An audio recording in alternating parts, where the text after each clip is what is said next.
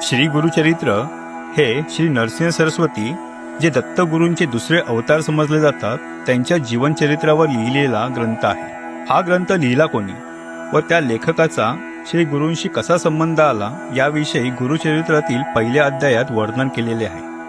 हा पवित्र ग्रंथ लिहिणारे सरस्वती गंगाधर होते व त्यांना हा ग्रंथ लिहिण्याची आज्ञा श्री गुरूंनीच केली होती।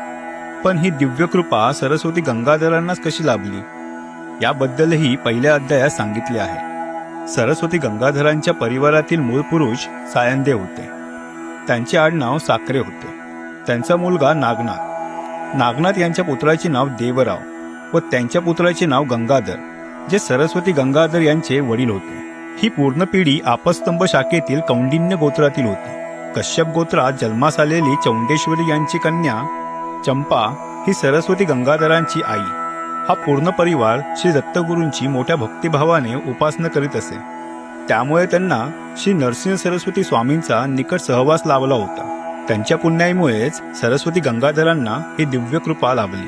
त्यांनीच नम्रतेने ते कार्य स्वीकारले आणि श्री गुरुचरित्र या अमर ग्रंथाची निर्मिती केली। पुढे याच अध्यायात नामधारक नावाच्या गुरुभक्ताची फारच सुरेख कथा सांगितली आहे, ज्यात नामधारकाची श्री गुरूंना भेटण्याची दृढ इच्छा कशी पूर्ण झाली आणि श्री गुरूंनी त्याला कोणता आशीर्वाद दिला याबद्दलचे सुंदर वर्णन आहे। ती पूर्ण कथा ऐकण्याची इच्छा असल्यास श्री गुरुचरित्रातील पहिला अध्याय खाली दिलेल्या लिंकवर क्लिक करून तुम्ही श्रवण करू शकता।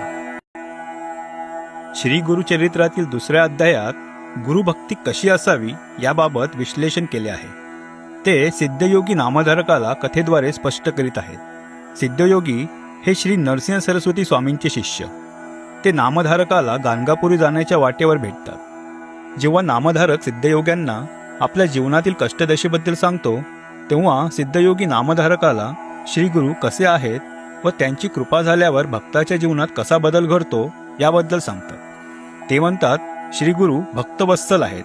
त्यांची कृपा लहान मोठ्यांवर सारखीच असते। ते ब्रह्मा विष्णू महेश स्वरूप आहेत। ते पुढे म्हणतात जर हरिहरांचा कोप झाला तर श्री गुरु आपल्या भक्तांचे रक्षण करतात, पण श्री गुरुच जर कोपले तर हरिहर सुद्धा रक्षण करू शकत नाही। हेच पटवून देण्यासाठी सिद्धयोगी नामधारकाला ब्रह्मदेवाने कलियुगाला गुरु या शब्दाचा अर्थ कसा समजावून सांगितला याबद्दलची कथा सांगतात। ते सांगत असताना ते हेही सांगतात की भगवान विष्णूंनी ब्रह्मदेवांच्या साह्याने सृष्टीची रचना कशी केली। ब्रह्मदेवांनी स्वदेज घामातून उत्पन्न होणारे, अंडज अंड्यातून उत्पन्न होणारे, जारज वीर्यातून उत्पन्न होणारे व उपदीज उगवणारे वृक्ष या 4 सृष्टींची उत्पत्ती केली। त्यांनी कृतयुग, त्रेतायुग, द्वापरयुग व कलियुग निर्माण करून त्यांना क्रमाक्रमाने पृथ्वीवर जाण्यास सांगितले। त्या प्रत्येक युगाची वैशिष्ट्य काय होती हे या अध्यायात फारच सुंदररित्या सांगितले आहे। गुरु हे सर्व देवांपेक्षा श्रेष्ठ आहेत हे पटवून देण्यासाठी ब्रह्मदेव कलियुगाला संदीपकाच्या गुरुभक्तीची विलोभनीय गोष्ट सांगतात। पहिले ऋषी जे संदीपकाचे गुरु होते ते त्याची परीक्षा कशी घेतात, संदीपक आपल्या गुरूंची 21 वर्ष सेवा कशी करतो व त्याचे कोणते फळ त्याला भगवान विष्णू व महादेवांकडून मिळते याबद्दलचे पूर्ण कथन गुरुचरित्राच्या दुसऱ्या अध्यायात लिहिलेले आहे। ही संपूर्ण कथा येथे सांगणे शक्य नाही। ती तुम्ही खाली दिलेल्या लिंकवर क्लिक करून श्रवण करू शकता।